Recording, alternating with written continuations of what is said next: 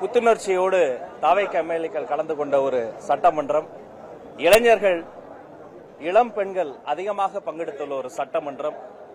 சமூக வாரியாக பிரதிநிதித்துவம் சமமாக இருக்கிற சமூக நீதிமன்றமாய் மாறி இருக்கிற சட்டமன்றம் இனிதே தொடங்கி இருக்கிறது. இந்த இணைய நாளில் மாண்புமிகு முதல்வர் அவர்களுக்கு, இதில் பங்கெடுத்த மாண்புமிகு ஆளுநர் அவர்களுக்கு, மாண்புமிகு பேரவைத் தலைவர் அவர்களுக்கு எங்களுடைய வாழ்த்துக்களை நாங்கள் தெரிவித்துக் கொள்கிறோம். ஏதாவது கேள்வி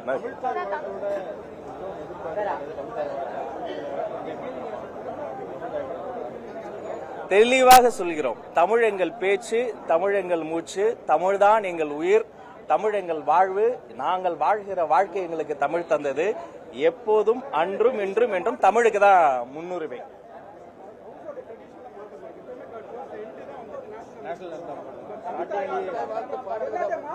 ஒன்றிய அரசு கொடுத்திருக்கக்கூடிய சுற்றறிக்கையை பொறுத்த வரைக்கும் ஒவ்வொரு அரசாங்க நிகழ்வு நடக்கிற இடத்துலயுமே எடுத்த உடனே நேஷனல் சாங் வந்தே மாதரம் பாட வேண்டும் என்று இருந்தது.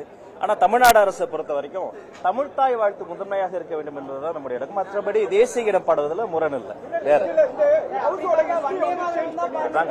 அதுக்குதான் பதில் சொல்றேன். நேஷனல் சாங் வந்தே மாதரம் பாடணும்னு ஒன்றிய அரசு சுற்றறிக்கையே இருக்கு. அதை நம்ம ஃபாலோ பண்ணல. தமிழுக்கு தான் முதலிடம், தமிழ் தாய்க்கு தான் முதலிடம், தமிழ் தாய் வாழ்த்து முதலில் பாடப்பட்டது.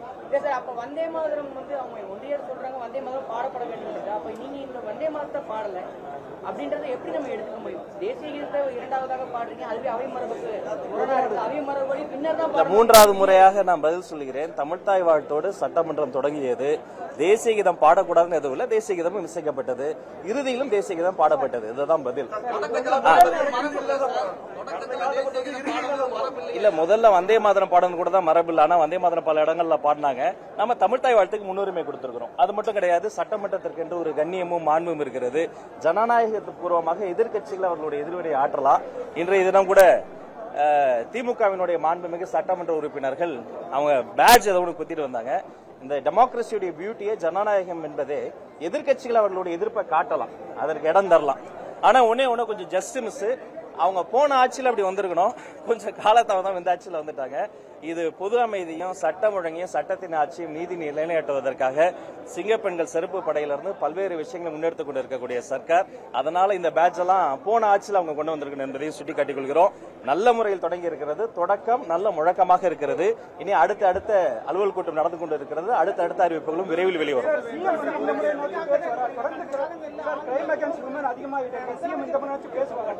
இல்ல, கிரைம் அகேன்ஸ்ட் உமன் வந்து ஒரு போலீஸ் ஸ்டேஷன்ல ஒரு விக்டிம் வந்து அந்த அப்பா அம்மா வந்து குழந்தை மீது இப்படி ஒரு அபியூஸ் நடந்துருச்சு, அவன் கேஸ் கொடுக்க வந்த அப்பா அம்மாவே அடிச்சு ஒரு கேஸ் போட்டாங்க.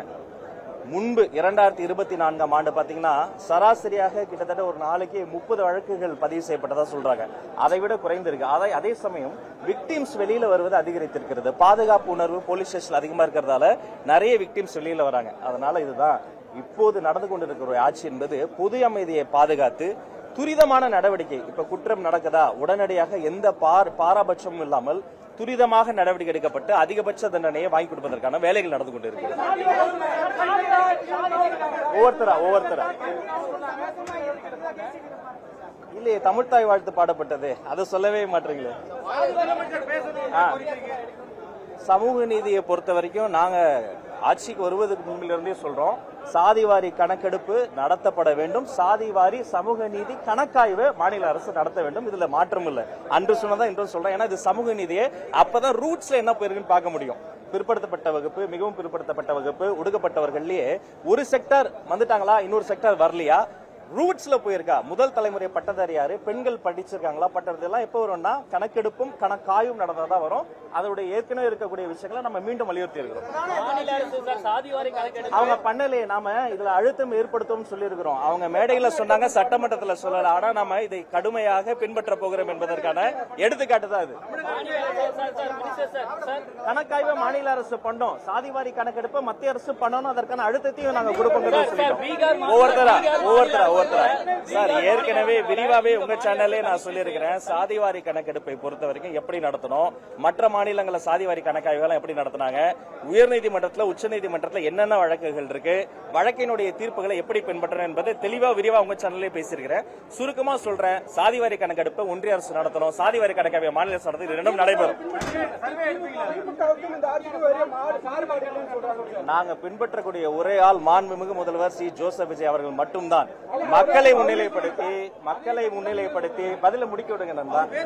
பதில நீங்க மட்டும் பேசுனா எப்படி, நாங்க பேசுறதை கொஞ்சம் கேளுங்க. அவரும் கேட்பார்ல, இவங்க நீங்க மக்களுக்காக பேசுவாங்களா இல்ல போன்ல கேட்டுட்டு ஒரே கட்சிக்காக பேசுவாங்களா அப்படின்னு மக்களும் கேட்கறாங்க. நான் சொல்றதை நல்லா கவனிங்க. முதல் நாள் சிறப்பாக தொடங்கி இருக்கிறது. சமூக நீதி காம்ப்ரமைஸ் இல்லாம தொடங்கி இருக்கிறது. அதுக்கு இந்த சட்டமன்றமே பிரதிநிதித்துவம். இத்தனை ஒடுக்கப்பட்ட, இத்தனை பிற்படுத்தப்பட்ட, இத்தனை பெண்களுக்கு ஈக்குவலா ஜெண்டர் ஈக்குவாலிட்டியோட ஒரு கேபினெட் நடந்திருக்கு. இது எல்லாமே எதோடைய அறிகுறினா ஜனநாயகத்தினுடைய பாதையில் சென்று கொண்டிருக்கிறோம். யாரையும் பின்பற்ற வேண்டிய அவசியம் கிடையாது. நாங்கள் பின்பற்றக்கூடியவர்கள் எங்கள் கொள்கை தலைவர்கள், பகுத்தறிவு தந்தை பெரியார், அண்ணல் அம்பேத்கர், வீரமங்கை வேலு நாச்சியார், அஞ்சலை அம்மாள், கர்ம வீரர் காமராசர் அவர்களை பின்பற்றி வீர நடை போட்டுக் கொண்டிருக்கிறோம். கொடுத்த வாக்கை காப்பாற்றினார் முதல்வர் விஜய். 2-3 ஆண்டுகளாக இருட்டடிப்பு செய்யப்பட்ட சட்டமன்ற நேரலை மீண்டும் தொடங்கி இருக்கிறது. இனி சட்டமன்ற நேரலை தொடரும். இது ஜனநாயகத்திற்கு மிகப்பெரிய ஒரு எடுத்துக்காட்டு. டிரான்ஸ்பரண்ட், குட் அண்ட் கிளீன் கவர்னன்ஸுக்கு இன்றைய நிகழ்வு ஒரு எடுத்துக்காட்டு. நன்றி.